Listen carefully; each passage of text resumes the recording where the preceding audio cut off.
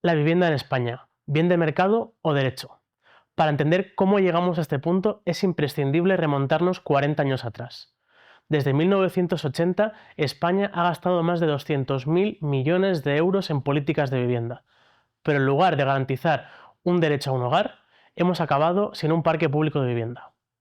La clave está en que las políticas de vivienda desde la dictadura apostaron por un modelo que promovía la propiedad privada y dejaba a un lado el alquiler asequible.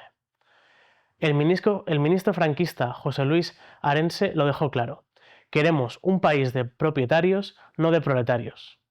Bajo esa lógica, entre 1960 y 1979 se construyeron 5,4 millones de viviendas, pero solo un 37% eran de alquiler asequible. Y esa tendencia no cambió con la democracia. Según un estudio reciente de Comisiones Obreras, se han desechado 160.000 millones de euros en beneficios y deducciones fiscales para incentivar la compra de vivienda desde los años 80. Lo que nos puede haber costado, lo que podría haber generado 1,6 millones de viviendas públicas para alquiler asequible. Hay más de 3,8 millones de viviendas vacías en España, 350.000 destinadas al turismo.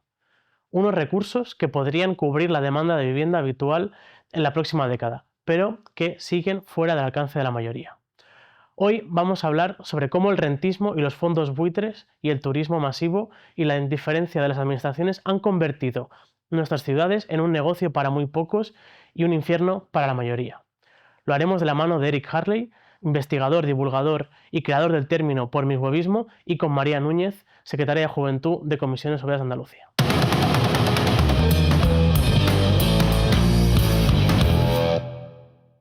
Como dijo Ábalos, ¿creéis que la vivienda es más, a día de hoy, un derecho o un negocio? Uf, risas. Hashtag ansiedad. O sea, son las dos cosas, ¿no? Artículo 47 de la Constitución española, todos los españoles tienen derecho a tener una vivienda digna. Lo que pasa es que, bueno, ¿sabes? También es un negocio. De hecho, es la gallina de los huevos de oro de la economía española. Es las dos cosas, aunque debería primar la del derecho, evidentemente. Muy bien. Actualmente yo creo que más que derecho se consideraría un negocio que además no es accesible para todos y para todas, principalmente para la clase trabajadora, que es la que necesita este derecho más que nadie. ¿Y qué supone para la juventud que la vivienda esté siendo un derecho más que rentable? Para la juventud está siendo un problema gravísimo, porque el ya no poder plantearse siquiera salir de su hogar, de su familia, independizarse y tener una vida propia, un proyecto de vida, también perjudica en que no nos planteamos tener hijos e hijas, no nos planteamos tener familia y todo lo que conlleva seguir todavía con 30 años incluso dentro del núcleo familiar. Es también te infantiliza en cierta medida el estar todavía en la familia, y eso de cara a la sociedad es muy perjudicial para los jóvenes. Tenemos un estudio aquí en Comisiones que hicimos hace un año que mostraba que hasta los 38 años la mitad de la población joven no tiene una emancipación residencial, contrato indefinido y a tiempo completo, ¿no? Es decir, que cada vez ya la juventud se pasa por la precariedad, ¿no? María nos dejaba claro que la vivienda no es un derecho accesible. ¿Y qué relación tenemos entre la vivienda, la corrupción, la especulación? Así un poco... Es una invitación a que hables de tu libro, básicamente. Literalmente, ¿no? O sea, la relación que tienen es como una especie de orgía trambólica en la que unas se chupan, perdonadme, pero unas se chupan las pollas a los otros. O sea, no se entiende especulación sin la corrupción que está en el sector de la vivienda, y tampoco sin el visto bueno de la clase política que lleva años permitiendo que esto sea un sistema prácticamente indesmontable, ¿no? O sea, se han intentado muchas veces poner tiritas, poner pequeños parches para que sí que se simbolice o sí que se dé esa imagen de que se está haciendo algo, pero la clave es cambiar el sistema estructural de cómo está repartido el acceso habitacional, ¿no? O sea, no puede ser que lo normal es que sea con 38 años, como tú antes decías, que sea el momento en el que, y con suerte, pues tengas un contrato definido, tengas una vivienda propia. Yo aún no tengo 38, pero no sé si llegaré a los 38 con una vivienda propia. Eso me parece como muy alarmante, porque me rompo los cuernos a trabajar. Me parece... Es una de las cosas que nos atraviesan generacionalmente, sobre todo a los más jóvenes. En este sentido, es verdad que yo creo que la juventud puede ser que hayamos renunciado a tener una vivienda propia, en propiedad me refiero. ¿Cómo lo ves? Yo creo que sí. Ya la mayoría de los jóvenes no se plantean en tener su propia vivienda, sino en llegar, aunque sea, a alquilar algo que no tengan que compartir. Ya lo de ser propietario o propietaria ya les queda muy lejos, ya es que ni se lo plantean siquiera. Algo además que tenga ventanas, porque sea un piso decente, que no sea 1.000 euros por un cuchitril, que eso es lo normal. Aquí, por ejemplo, pues en la capital de España y en muchas otras ciudades importantes de nuestro país. Es que es una cosa muy loca, ¿eh? O sea, en Valencia, por ejemplo, yo me mudé hace 4 años allí, los salarios, o sea, los precios de los alquileres eran una cosa medio decente. Y ahora están al doble de cuando yo llegué. Es una barbaridad. Sí, sí, ha habido una escala de precios brutal. Hay otra cuestión que también quería comentar. Se habla mucho, ¿no?, sobre la guerra intergeneracional, se idealiza un pasado que tampoco existió nunca, ¿no? Pero sí que hay una cuestión que es que en los últimos 40 años el precio de la vivienda ha sufrido un aumento brutal. No es una cuestión solo de España, es una cuestión global. Y lo que, por ejemplo, hace 30 años era la entrada de un piso entero, hoy es la entrada únicamente, ¿no? Y yo creo que eso sí que tenemos que dejarlo como apuntado. Es decir, yo, por ejemplo, cuando mis padres se compraron el piso que tienen ahora, claro, los intereses estaban al 15%, ¿no? Ahora están al 3-4%. Verdad que tenían otras dificultades, pero claro, el tema es que la vivienda hace 30 años costaba lo que hoy la entrada, ¿no? Yo creo que aquí también, sin caer en una competición de quién está mejor o peor, porque también había más tasas de desempleo en esa época, ahora hay menos de temporalidad, quiero decir, creo que ahí hay como muchos detalles y sin ver quién está peor, ¿no? Porque creo que es una guerra que no vale para nada, creo que sí que hay que apuntar como en concreto que la vivienda está disparada y que hay una total desconexión entre precios de la vivienda y los salarios. Claro. O sea, es que es una auténtica barbaridad. Sí. Yo no sé si en esa guerra de que quién está peor y demás, o sea, tú no sé si la das por una batalla perdida o lo dices porque no tiene ningún tipo de sentido, ¿no? Señalarnos de cuál es el que está peor, porque todos estábamos muy jodidos. Pero llámame loco, pero a mí me da la vibe de que estamos más jodidos nosotros. En la medida en la que damos totalmente por perdida ese sueño aspiracional, o entendemos como un sueño aspiracional el poder tener un techo en el que vivir que sea decente, aunque sea pagando un alquiler, ¿no? O sea, también tenemos que defender el sector del inquilinato, que es una opción totalmente viable, pero no tiene que ser la única opción. Yo en la competición me refiero en un global, pues creo que en ese momento estaba peor el mercado de trabajo y que ahora la vivienda está como peor, pero lo que me dices del alquiler creo que es muy interesante porque al final siempre se nos ha empujado, ¿no?, a la propiedad y yo creo que tenemos que intentar defender el alquiler social público, social no para solo quien no pueda permitirse el precio, sino para todo el mundo, ¿no? Como niveles de Austria que pues la gran mayoría es público y no ocurre nada, ¿no? Una pregunta para María. No sé si escuchaste las declaraciones de la ministra de Vivienda, imagino que sí, que decía: si los malagueños y malagueñas no tienen un lugar donde vivir, ¿quién va a atender a los turistas? ¿Dónde se alojan los camareros que nos sirven un vino y un espeto? ¿Crees que las ciudades se están convirtiendo en el parque de atracciones de Europa? ¿Y cómo afecta esto al cambio de vivienda? Bueno, pues la verdad es que cuando la ministra dijo esta frase, la verdad que me llamó mucho la atención, porque es verdad que en muchas ciudades, concretamente en Málaga, hay un turismo masivo, un turismo que está haciendo que cambie el modelo productivo de la ciudad. Es decir, ya el modelo productivo está enfocado a el turismo, todo centra el turismo. ¿Qué está haciendo? Que mucha gente de esa población, de esa ciudad, está empezando a huir del centro, en una gentrificación, es decir, están huyendo de las ciudades para irse a la periferia o a lugares que sean más accesibles para poder vivir en ellas, con todo lo que conlleva que después tienen que volver a la ciudad a trabajar y volver otra vez, con el tema de la movilidad. Entonces es un tema muy preocupante porque además no solo eso, nos encontramos también en que en muchos casos, al cambiar el modelo productivo, esos jóvenes que quieren desarrollarse profesionalmente o que han estudiado cosas concretas que no están reflejadas con respecto o no tienen relación con el turismo, se ven obligados muchas veces a huir incluso de la comunidad autónoma o incluso del país y buscarse la forma de sus medios de trabajo o trabajar en lo que verdaderamente a ellos les importa.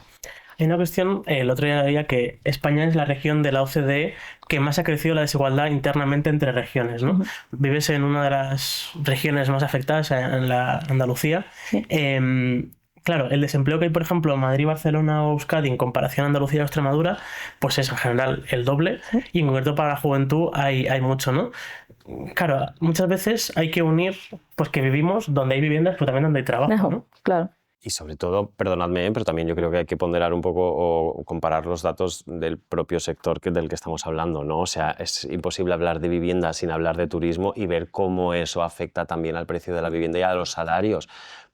Tú vienes de Andalucía, yo hace unas semanas escasas estaba en Canarias, que es la segunda comunidad autónoma con unos sueldos más bajos, por tanto es la segunda comunidad autónoma más pobre, con un riesgo de exclusión social de un 33,8% y el 35% de su PIB depende del turismo. De hecho, se evidencia que el sector turístico, la riqueza que genera no llega a la población, por tanto la empobrece, por tanto no puede acceder tampoco a unos precios, a los precios a los que está el mercado, por culpa también del turismo de vivienda, y es un pez en el que se muerde la cola, en el que donde hay que atacar directamente, desde mi punto de vista, es en el falso relato de que el turismo genera esa prosperidad que la sociedad lleva años deseando, ¿no? Esas décadas que hacíamos con comparación con las generaciones anteriores. Yo creo que ahí también está un poco la clave, entender que hemos invertido en unos sectores que no han hecho una mejoría general para toda la sociedad. En Canarias, además, yo creo que es como el sitio donde más se les ha ido la olla con el tema del turismo.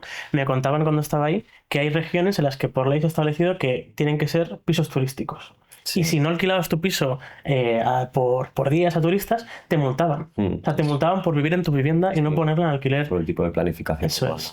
Y de eso justamente quería hablar. ¿Quién diseña y para qué diseñan las ciudades? Un poco ese sentido de... La respuesta corta es bastante clara, el capital. O sea, es el capitalismo, así de simple, ¿no? El capitalismo salvaje que nos atraviesa a todos y que me parece como una de las violencias más heavy que vivimos a nivel urbano, ¿no? Recientemente se está hablando mucho, por ejemplo, de urbanismo criminal, también en relación a la catástrofe que hubo, como sabéis, en Valencia y lo que se está haciendo, por ejemplo, ahora con la reconstrucción de La Palma. O sea, al final es un tipo de modelo de organización territorial que prima por encima de todo el beneficio económico e incluso la seguridad de las personas, pudiendo construir pues, en zonas con un riesgo a ser inundables, ¿no? Porque no sabemos por dónde saldrá un volcán, pero sí sabemos dónde habrá la gestión hídrica, ¿no? En el territorio de la orografía que nosotros tenemos. ¿Quién son los culpables? Si me lo permitís, pues auténticos zánganos, ¿no? Gente que es muy vaga para mirarse informes técnicos y hacer caso de expertos que estamos en 2024, no estamos en 1965, ¿no? Tenemos ya todos los informes y tenemos los datos y tenemos a gente que ha estudiado ciencia para hacerles caso y no dejarnos llevar por simples dinámicas de votos, ¿no? Dinámicas electorales o partidistas. Desde mi punto de vista son los políticos, que no están a la altura, una clase política con sus excepciones que no está a la altura de las circunstancias de la crisis climática y la crisis habitacional. Perdóname que me he enrollado un montón. Al contrario, esto me conecta un poco con el caso de San Fernando de Henares, no sé si has ido alguna vez. El centro del pueblo literalmente se está hundiendo porque cuando hicieron el metro se olvidaron que ahí había pues una balsa de agua súper salina que básicamente al hacer el metro petó y está hundiendo todo el pueblo. Miles de viviendas afectadas, muchísimas personas que están sin una casa y sin indemnizaciones. Y lo que decías, ¿no? Una clase política, en este caso el Partido Popular de la Comunidad de Madrid, que ahora se lava las manos y que la gente está ahí en una situación de desesperación brutal, ¿no? Y cambiando de tema, volviendo a las viviendas turísticas, ¿no? A mí me parece... es el segundo podcast que hacemos este año de vivienda. Creo que no puede ser de otra manera, quiero decir, creo que es uno de los temas que más nos afectan. 7 más necesitáis. Eso es. Y en el último dije que un hotel es un hotel y un piso es un piso, ¿no? Como que al final tiene que ser así, ¿no? Yo no quiero compartir vivienda, o sea, rellano con alemanes, por ejemplo, borrachos que vengan a ver la final de la Eurocopa o lo que sea, y por eso también los usos. ¿Por qué hay este aumento de viviendas turísticas tanto y también quién hay detrás de esto? Ana Rosa Quintana.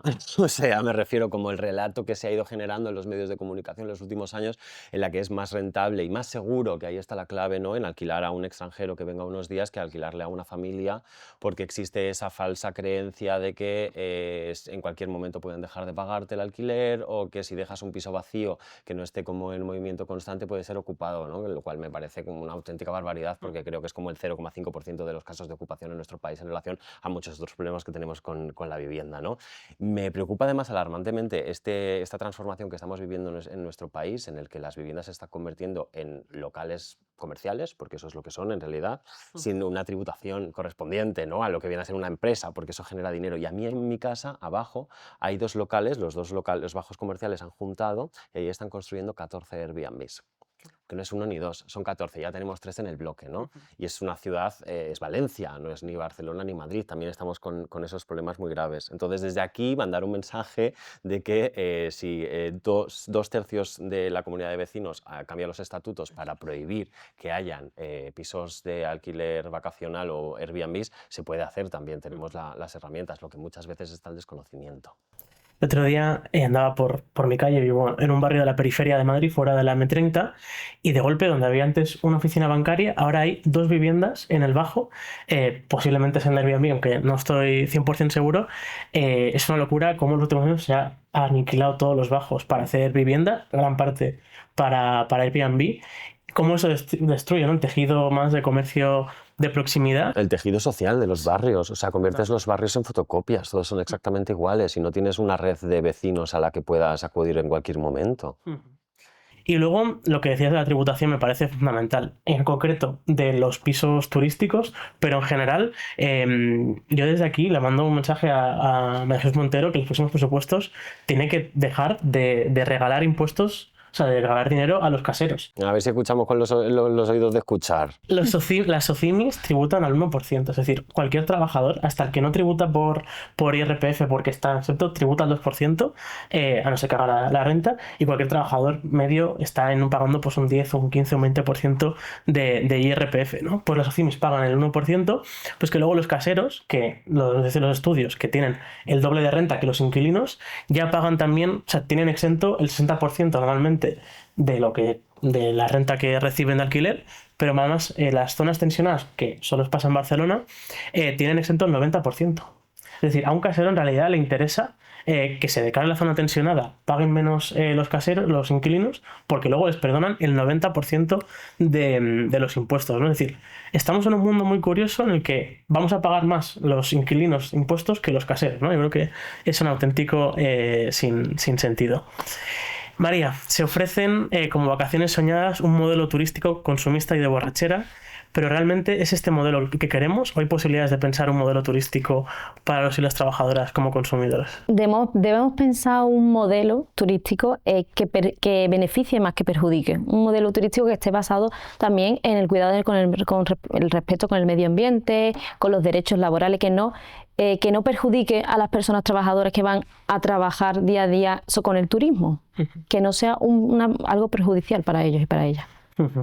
Y en ese sentido también, veía en tu vídeo de Marinador, que la verdad es que es como Marinador, es como el destino soñado, ¿no? Era de la clase trabajadora un poco. Pesadilla, el sueño. Luego cuando llegaban pues era todo cartón pluma, ¿no? Como bien dices. Pero yo creo que aquí también se ha perdido, durante el franquismo se desarrolló por parte del sindicato vertical como ciudades de vacaciones para los trabajadores, para aquellos afiliados que eran todos, porque estabas obligado a afiliarte al sindicato vertical. En Perlora, Tarragona había una en Málaga. Sí, también. Yo es que creo que tenemos también que potenciar como un turismo como paradores, pero quizá también más asequible para toda la clase trabajadora, ¿no? Un turismo responsable a nivel de recursos humanos, a nivel de que los trabajadores tengan buenas condiciones, porque al final, como sería un poco el inserso, pero en vez de financiar los meses malos, temporada, a los hoteles de costa, ese turismo, potenciar un turismo como también público que garantice un derecho que quizá a día de hoy no existe de irse de vacaciones, ¿no? Creo que no se habla que hay mucha gente en España que nunca se va de vacaciones, porque es una cosa como carísima. No podemos como bajar los derechos laborales para que el turismo sea más barato, pero creo que sí que también tenemos que soñar un futuro en el que irse de vacaciones pues sea algo asumible para la mayoría de los y las trabajadoras de este país. No sé cómo lo ves. A mí es que me parece un discurso, o sea, un tema súper complicado y hacer una lectura tan corta se me queda un poco simplista, ¿eh? No por lo que habéis dicho, que comparto totalmente lo que decís, pero quedarnos simplemente en el relato de que el turismo tiene que ser más sostenible, tenemos que ver cómo la precariedad laboral no lo atraviesa de arriba a abajo y al mismo tiempo organizar un esquema en el que todos los trabajadores tengan derecho a vacaciones, lo cual tienen por ley en nuestro país, pero que eso no corresponda, ¿no?, a bajarle las condiciones a otros trabajadores y además lo juntemos con las ciudades vacaciones del sindicato vertical único, obligatorio, fascista, horrible, que olía a naftalínica, me genera como un choque totalmente, porque estas 3 ciudades, por ejemplo, colapsaron por la propia corrupción del sistema en la que no todos los trabajadores iban, sino como los responsables de departamento y repetían y demás. no me parecería mal que hubiese esto si se tuviese mucha cura de que la corrupción no atravesase también el sistema, lo cual me parece como una especie de utopía extraña, ¿no? Es que cuando hablamos de turismo, lamentablemente en nuestro país, la conversación ahora mismo es hablar de decrecimiento. Ya sé que es una palabreja que genera mucha urticaria a los demás, pero no puede ser que en España recibamos 84 millones de turistas, seamos la mitad de ciudadanía y el beneficio no corresponda directamente, ¿no? O sea, ya no hablamos de intentar, el año pasado en la edición de Fitur hablaban de el turismo será más sostenible, tenemos que cambiar el modelo, ¿no? Lo que hay que cambiar es la estructura propia del turismo en la que el turismo lo que hace es romper un territorio, absolutamente. Vuelvo a Canarias, lo siento porque acabo de volver de allí y me parece como muy ilustrativo, ¿no? Construir todo un desarrollo territorial en el que es entender nuestro territorio español como una especie de objeto de uso y tirar, de consumir y tirar, no tiene ningún tipo de sentido. Hay que menguar eso y invertir en otro tipo de industrias para que los trabajadores de esas industrias tengan el sueldo suficiente para permitirse irse de vacaciones. O sea, es como una rueda extraña en la que nos hemos metido y yo creo que pasa por menguar el poder turístico que tiene nuestro país. Yo estoy totalmente de acuerdo. Y de hecho, el concepto de decrecimiento, el tema es que yo creo que se entiende mal porque en España no todos tienen que decrecer. La gente lo entiende como creación de pobreza, ¿no? Claro. Automáticamente. Y de hecho, para mí el decrecimiento es como que la palabra es poco atractiva porque en realidad los andaluces no tienen que decrecer. La mayoría de andaluces, de hecho, para mí el decrecimiento defiende que crezca. Porque es que hay una parte de Andalucía, digo Andalucía, porque estoy aquí, porque es donde más pobreza hay en España, que está en la pobreza. Esa gente, para mí el decrecimiento tiene que, a la vez que decrecen unos pocos que consumen mucho, también tienen que crecer y tenemos que garantizar, pues con un modelo social y también ecológico, un sistema mínimo, ¿no? de vida digna, ¿no? ¿Cómo lo ves, María? Hombre, es que la situación de Andalucía es bastante preocupante, porque verdaderamente todo lo que se consigue mediante el turismo, como has mencionado, Eric, no repercute realmente en la población que trabaja en el mismo. Y eso además implica que, al ser una de las comunidades autónomas con más pobreza, no terminan de arrancar las familias o las personas, no terminan de alcanzar los salarios necesarios para poder subsistir. Sí. Tenemos ahí un desequilibrio territorial muy, muy grande. Pero es muy guay esto porque yo creo que en esta conversación queda muy claro cuáles son las tres patas un poco que a los jóvenes más nos pueden preocupar, ¿no? Independientemente de muchas otras que también nos atraviesan. Pero el turismo, el acceso a la vivienda y el modo en el que están articuladas las ciudades como que no generan oportunidades, más bien nos convierten como en una especie de trabajador esclavo del sistema, ¿no?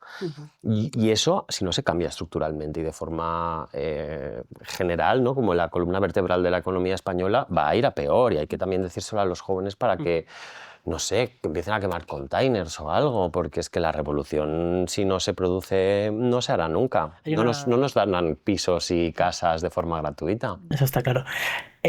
Justo este fin de semana, Biznaga, es un grupo medio madrileño, medio malagueño, ha participado en un stop desahucios que organizaba, creo que era el Sindicato de Inquilinos. Han hecho un concierto en un piso que iba a ser desahuciado. Y hay una frase que a mí me gusta mucho de esa canción, que es vamos afuera a hacer que suceda, ¿no? Es decir, creo que llevamos muchos años en el decir, pues la juventud somos precarios, no nos podemos permitir. Y creo que lo que nos toca ahora es eso, salir fuera y hacer que pase. Es decir, organizarnos y entre otras cosas, quemar containers, como bien decía. La generación de cristal nos llaman, ¿no? Sí, yo me imagino siempre la imagen de la generación de cristal rompiendo una botella, así con un montón de cristales y matando a los corruptos. Pero bueno, yo es que soy un poco violento a veces. Creo que cuando el sistema es violento no nos queda otra. Bien dicho. Por ir cerrando, ¿cuáles son los próximos pelotazos urbanísticos, Eri? Demasiados. ¿Cuántos minutos tengo? Porque claro, es que podríamos estar aquí hasta mañana. 6. Ostras, claro, son pocos. O sea, uno de los más llamativos, hablando así como en general, es evidentemente Madrid Nuevo Norte, ¿no? Que es este proyecto, este súper pelotazo urbano que se lleva 30 años cocinando para el norte de la capital, para equiparar Madrid a otras ciudades como Manhattan, Londres, no sé qué. Es como, bueno, igual yo no me quiero equiparar con todas las problemáticas que tienen esas urbes, ¿no? Y como sabéis, se trata de montón de kilómetros cuadrados que se le expropiaron a familias con la promesa de construir infraestructuras públicas, la estación de tren de Chamartín y demás, y 30 años después se han regalado esos terrenos pues, a un banco, a una constructora y a la propia empresa de Madrid Crea Norte para construir esa especie de hub de lujo que generará desigualdad, especulación, gentrificación, todas estas palabras chulísimas, maravillosas, que lo que hacen es que la vida de los trabajadores y de los vecinos de los barrios sea un poquito peor. O sea, que al final no acaba mejorando las condiciones de la ciudadanía, sino engrosando los bolsillos de los de siempre, y cumple todos los parámetros para ser un pelotazo urbano, ¿no? En mayúscula y con la boca llena de todos los problemas urbanos que esto acontece. Pero encontramos pelotazos urbanos en todas las ciudades, lamentablemente. Vengo de Valencia. Hace escasas semanas se ha anunciado que más de 1000 viviendas se van a construir encima de zonas inundables. Estamos totalmente desubicados. No hemos aprendido. No hemos aprendido absolutamente nada. Por eso yo cada vez estoy menos de la risa y más con la botella rota de cristales en la mano, porque es que estoy perdiendo ya el sentido, porque no le veo ningún tipo de... Veo que esta sociedad está muy poco cuerda. Hay una diferencia muy grande entre Madrid y Barcelona, yo he vivido en las dos. Barcelona no tiene donde crecer. De hecho, Barcelona ha crecido ya, o sea, Manresa es Barcelona, ¿no? Ya como a nivel de área metropolitana. Para los de Madrid, que no lo sepáis, están bastante lejos esas dos ciudades, pero Barcelona es como que se ha expandido muchísimo. Madrid, en cambio, aún tiene descampado. Sí. Y además es descampado. O sea, por ejemplo, Los Berrocales es a día de hoy un descampado de también muchos kilómetros cuadrados. El problema es que, claro, la derecha a día de hoy, la única solución que nos da a los jóvenes trabajadores para poder emanciparnos es construir, ¿no? Y la izquierda también. Y alguna izquierda que quizá tendría que revisarse. Bueno, la izquierda que no es izquierda, el PSOE concretamente. A lo que voy es, claro, si construimos, por ejemplo, todos los Berrocales, que es un descampado así, caben 100.000 viviendas. Para empezar, que no es la solución, pero segundo, ¿qué vaciamos si construimos eso? ¿En media Andalucía, en Castilla-La Mancha? Es decir, creo que también hay que hablar de que cuando construimos más en las grandes ciudades, significa que seguimos vaciando o también otros continentes, otros países con la migración, ¿no? Cuando tendríamos que repensar un poco el modelo de ciudad. Para terminar, ¿qué soluciones creéis que podemos tener para esto? Joder, es que me parece increíble porque das unas sentencias súper chulas y no nos das espacio para recontestártelas. Contéstame. Con lo que decías de los Berrocales y también te contesto a la pregunta de qué es lo que tenemos que hacer. Dejar de defender la nueva construcción, porque es el sector más contaminante que tenemos ahora mismo en la industria. Si el cemento fuese un país, sería el segundo país más contaminante del mundo. Recuperar la vivienda pública que se le regaló a fondos buitre, eso es una cosa que hay que hacer por narices. Y recuperar toda esa vivienda que está en un mercado irregular o que está cumpliendo una función que no es la que está diseñada, como viviendas turísticas y demás, o bajos comerciales convertidos en otra cosa, recuperar eso y obligar a que se convierta en una vivienda que esté en el mercado regulado o una vivienda de uso público, comprando todos esos públicos. Todos esos pisos, la administración tiene el poder y las herramientas para mejorar esa situación. Lo que pasa es que sean de derechas, de izquierda, de arriba o de abajo, no quieren porque forman parte del privilegio inmobiliario y también eso es muy ilustrativo. Otra cosa que deberíamos hacer es topar el precio de alquiler Sí, lo tata. en la vivienda, porque si no, va a seguir aumentando. Aun por mucha vivienda que tú hagas, si no topas el precio, va a seguir aumentando. Porque el Y es para mercado nada. no se regula solo. Claro. La canción esta que decía antes decía la mano invisible ahora con uñas de gel, ¿no? O sea, el mercado no se regula solo, sino que se regula además para unos pocos, ¿no? Sí, no sé si tienen uñas de gel el mercado, creo que tiene más como corbatas que huelen a naftalina, pero sí. El otro día decía el presidente Pedro Sánchez en el Congreso del PSOE que va a crear una empresa pública de vivienda. Ya hay una empresa pública con muchas viviendas, se llama Sareb, y ojalá la ponga a disposición de los y las trabajadoras. Pero lo que tenemos que ver es, porque eso son medidas a largo plazo. Claro. Tendremos que ver también medidas inmediatas o medio plazo, porque si esperamos de aquí a 30 años, de aquí a 30 años no resolvemos nada. Tenemos que ser medidas inmediatas. La regulación del precio de alquiler y también movilizar vivienda vacía, es decir, que vivienda vacía como que no se use, pues se pueda expropiar a un precio más o menos justo o no. Y en general pues movilizar y tasar las viviendas vacías que hay muchas en España, efectivamente. Y reinvertir en las comunidades autónomas más pobres. O sea, ¿de qué sirve que continúen vaciándose un montón de pueblos y ciudades medias que podrían ser un puto paraíso para vivir simplemente porque no hay nuevas infraestructuras, no hay nueva inversión? O sea, es que es una cosa que se comunica con las otras, pero al final es un cambio de modelo estructural lo que necesitamos, pero para tener un futuro, ¿eh? No para ser unos perroflautas fumaporros abraza árboles. O sea, es simplemente para que todo el mundo tenga tengan unas oportunidades más o menos parecidas de desarrollar un futuro y de desarrollar un lugar en el que vivir. Es que es una vergüenza y me enfada muchísimo, sobre todo cuando las generaciones que están por encima de nosotros nos dicen que somos unos vagos, que lo que no hacemos es trabajar y que para conseguir las cosas hay que trabajarlas. ¿Qué cosas voy a conseguir yo? Por mucho que trabaje. Si no hay absolutamente nada a lo que aspirar porque os lo habéis cargado todo, señores que nos estáis escuchando. Tenemos, yo creo, mucho trabajo como juventud de imponer este nuevo sentido común en el que las ciudades y la economía tienen que ir a nuestro servicio y no a los de siempre. Y nada, un último minuto, sí que se os ha faltado algo, ¿no?